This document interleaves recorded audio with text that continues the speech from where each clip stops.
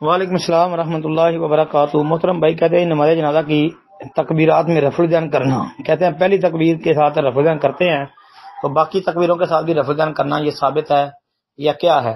محترم بھائی اس بارے میں بعض علماء کا خیال ہے کہ نبی علیہ الصلوۃ والسلام سے نماز جنازہ کی تکبیروں میں رفع الجان کرنا ثابت نہیں ہے۔ ایک بات، بعض اہل علم محققین جن میں ہمارے شیخ زبیر رضی رحمۃ اللہ علیہ بھی ہیں، ان کا موقف یہ ہے کہ نماز جنازہ کی ہر تکبیر کے ساتھ رفع الجان کرنا بطور دلیل وہ مرفوع حدیث جو ہے امام دارقطنی کی کتاب العلل سے پیش کرتے ہیں، اور اس کی سند کو حسن لذاتی ہی انہوں نے قرار دیا ہے، اور اس پر جو اعتراض ہے ان کے جواب بھی انہوں نے دیے ہیں، شیخ صاحب کے فتاوی کو دیکھا جا سکتا ہے جی۔ اور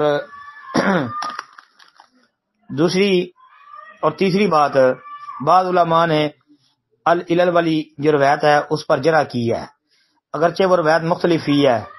وہ روایت کے راوی عبداللہ بن عمر رضی اللہ تعالیٰ عنہ ہیں، اور عبداللہ بن عمر رضی اللہ تعالیٰ عنہ سے جو ہے صحیح سند سے ثابت ہے کہ عبداللہ بن عمر نماز جنازہ کی ہر تکبیر کے ساتھ رفع الجان کرتے تھے، مصنف ابن ابی شیبہ وغیرہ کے اندر ہے۔ تو لہذا کم از کم اللہ کے رسول علیہ الصلوۃ والسلام کے صحابی سیدنا حضرت عبداللہ بن عمر رضی اللہ تعالیٰ عنہما سے تو یہ بات پکی ثابت ہے نماز جنازہ کی تکبیروں میں رفع الجان کرنا، تو لہذا ہر تکبیر کے ساتھ رفع الجان کرنا یہ ٹھیک ہے، درست ہے جی۔ اور بھی سلف کے بعض سلف صالحین سے ثابت ہے یہ چیز، تو لہذا کرنا چاہیے جی۔ السلام علیکم ورحمۃ اللہ وبرکاتہ۔ السلام علیکم ورحمۃ اللہ وبرکاتہ۔ یہ جی بھائی نے مستدرک حاکم کی یہ روایت بھیجی ہے سورۃ الکہف کے حوالے سے۔ محترم بھائی بات یہ ہے کہ یہ روایت جمعے والے دن سورۃ کہف کا پڑھنا تو یہ دو جمعوں کے درمیان نور ہوتا ہے جی۔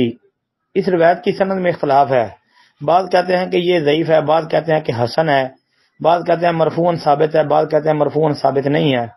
لیکن بھائی بات یہ اگر مرفوعاً ثابت نہ بھی ہو، موقوفاً ثابت ہے یہ جی۔ حالانکہ یہ دیکھیں مستدرک حاکم میں حشیم نے اخبارنا ابو ہاشم کہا ہے، لیکن بعض علماء جو ہے وہ اس کے اوپر اعتراض کرتے ہیں کہ امام احمد بن حنبل رحمۃ اللہ علیہ نے۔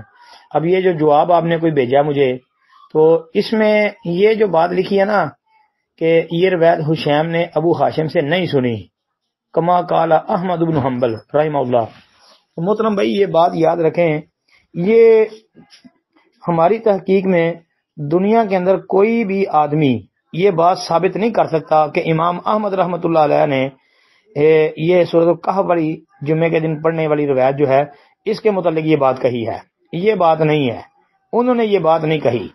امام صاحب رحمۃ اللہ علیہ نے یہ نہیں کہا کہ سورۃ الکہف والی جو روایت ہے یہ حشیم نے ابو ہاشم سے نہیں سنی۔ یہ امام صاحب کی جرح جو ہے یہ ایک اور روایت ہے اس کے اوپر ہے، تو اس کو یہاں سیٹ کر دیا ہے۔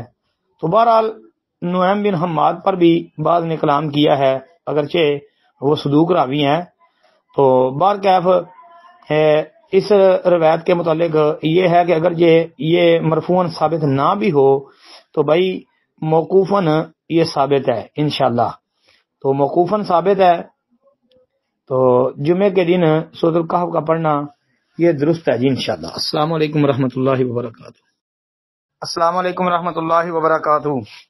محترم بھائی نے یہ جی مصنف ابن ابی شیبہ کی ایک روایت بھیجی ہے جو حضرات نماز میں ہاتھ کھلے چھوڑتے ہیں، اس میں عبداللہ بن زبیر رضی اللہ تعالی عنہ کا یہ عمل یہ درج ہے کہ کان ابن الزبیر اذا صلی یرسل یدیہ، مطلب عبداللہ بن زبیر رضی اللہ تعالی عنہ جو تھے وہ نماز کے اندر ہاتھ چھوڑتے تھے، ارسال کرتے تھے۔ اچھا جی چلیں محترم بھائی یہ ٹھیک ہے، عبداللہ بن زبیر رضی اللہ تعالیٰ عنہ سے یہ ثابت ہے وہ نماز میں ہاتھ چھوڑتے تھے، یعنی ہاتھ چھوڑ کے نماز پڑھتے تھے۔ ایک تو یہ ہے کہ بعض نے جو کہا ہے کہ عبداللہ بن زبیر رضی اللہ تعالیٰ عنہ کا یہ عمل جو ہے یہ رکوع کے بعد جو ہے لیا جائے گا، اس لیے کہ رکوع سے پہلے نبی علیہ الصلوۃ والسلام بھی ہاتھ باندھتے تھے، صحابہ بھی ہاتھ باندھتے تھے۔ تو بعد نے کہا ہے کہ عبداللہ بن زبیر رضی اللہ عنہ مطلقاً نماز میں ہاتھ چھوڑتے تھے، رکوع سے پہلے بھی اور رکوع کے بعد بھی. تو یہاں بات مطلق ہی ہے، لیکن یہ یاد رکھے کہ نبی صلی اللہ علیہ وسلم کی سنت حدیث کی موجودگی میں صحابی کا قول فعل جو ہے وہ دلیل کے طور پر پیش نہیں کرنا چاہیے.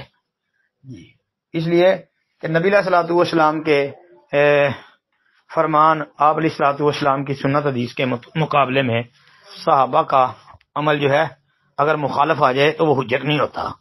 تو نبی علیہ الصلوۃ والسلام جب نماز میں کھڑے ہوتے تو آپ علیہ الصلوۃ والسلام ہاتھ باندھتے تھے. جی، تو لہذا ہاتھ باندھنے ہی چاہیے. السلام علیکم ورحمۃ اللہ وبرکاتہ.